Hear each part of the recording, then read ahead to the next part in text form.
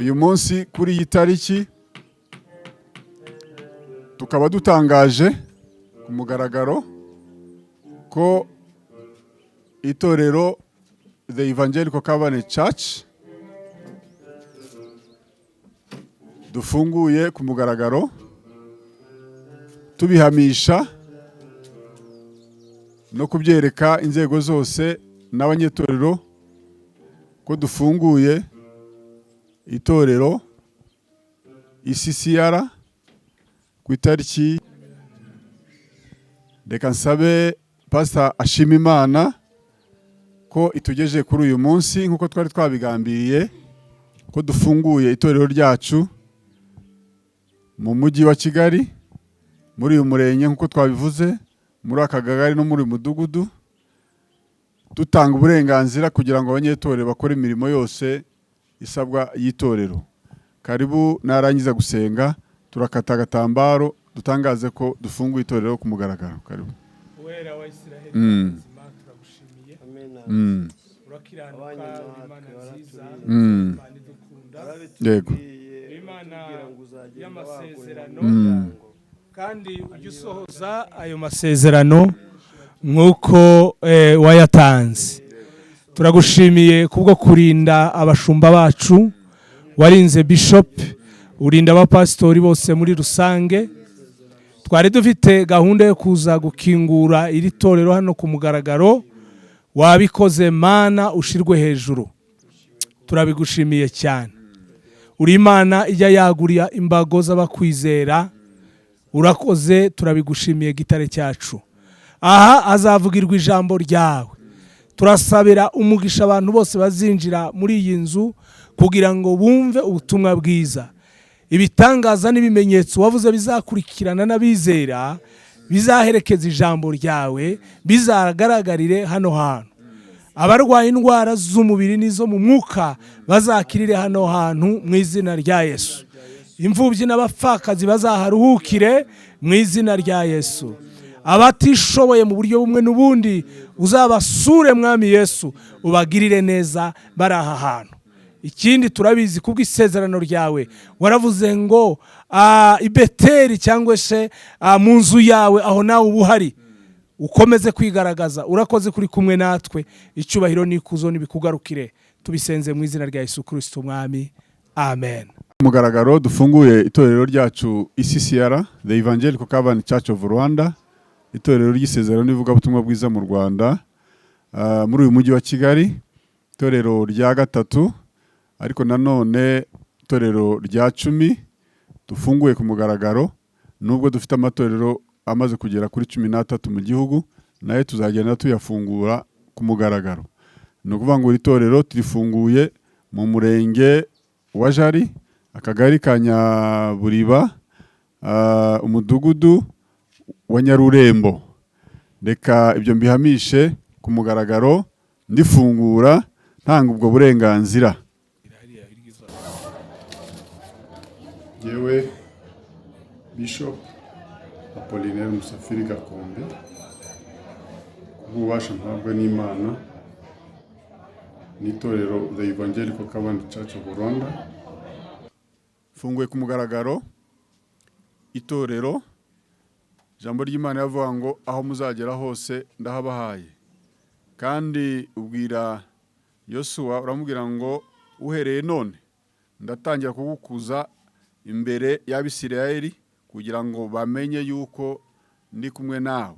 Uko nabanye n'umugaragu wawe Mose niko nzabana nawe.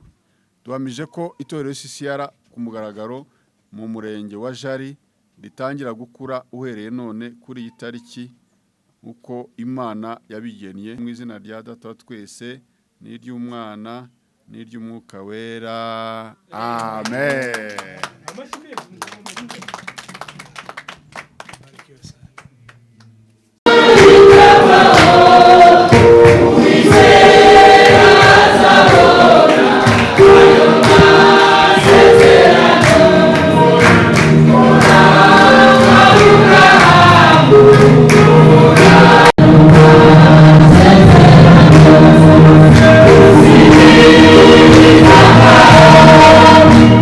Yeah.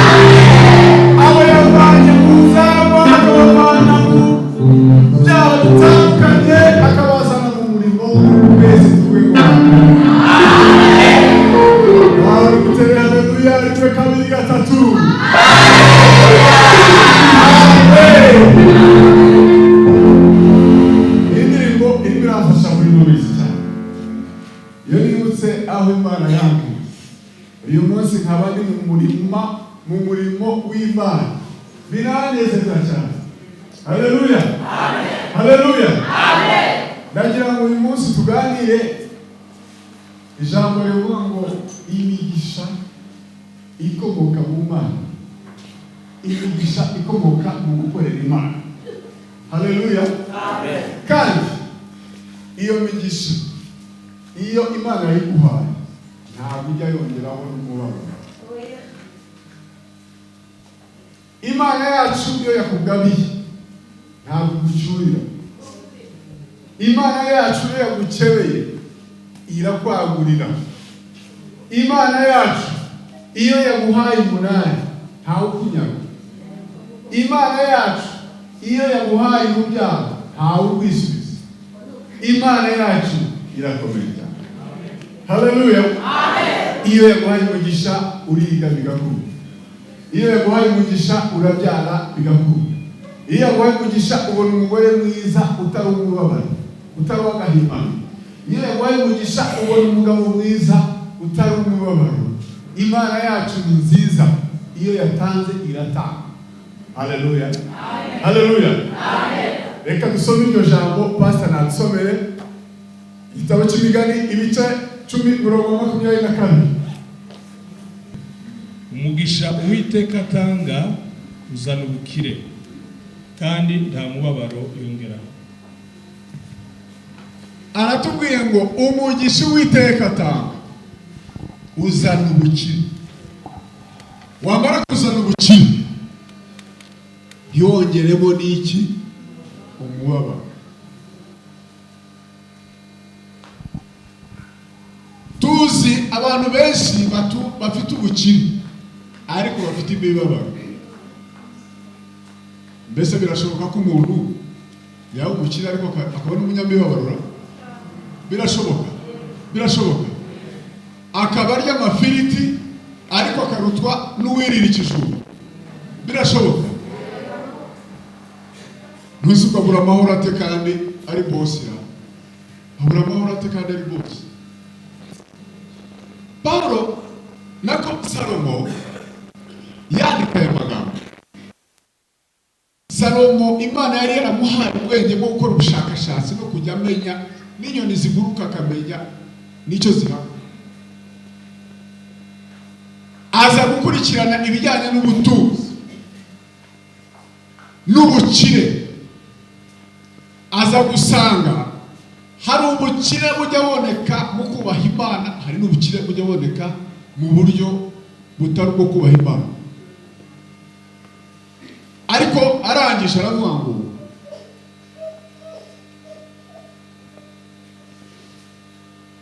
ubukire butangwa n'Imana, kandi icyiza cy'Imana iyo itanze ubukire ntabwo igishyiraho kado y'umubabaro.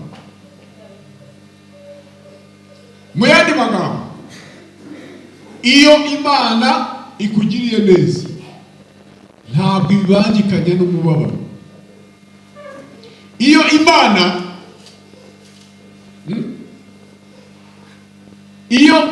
Imana iguhaye umugisha ntabwo ibivangavanga. Iyo Imana yagusezeranya neza mwana wawe ntabwo ivuga ngo nzongera kugirira nabi, kandi yavuze ngo nzakugirira neza. Iyo abantu batabyemera bizabikora, abantu batabikunda, niyo abantu baterana Imana ipfa kuba yarabivuze. Niba yarabivuze uri kizabonwa izabisohoza. Niba yarabivuze uri Jali izabisohoza. Haleluya, amen. Niyo izi nzira izabinyuzamo Imana yacu. Salomo aravuga umugisha Uwiteka atanga uzana ubukire kandi nta mubabaro iraguta. Mwumvise inyongezo? Ntabwo Imana igitanga inyongezo y'umubabaro. Never. Yeremiya yaranditse aravuga ngo nzi ibyiza nzakugirira. Imana yamwe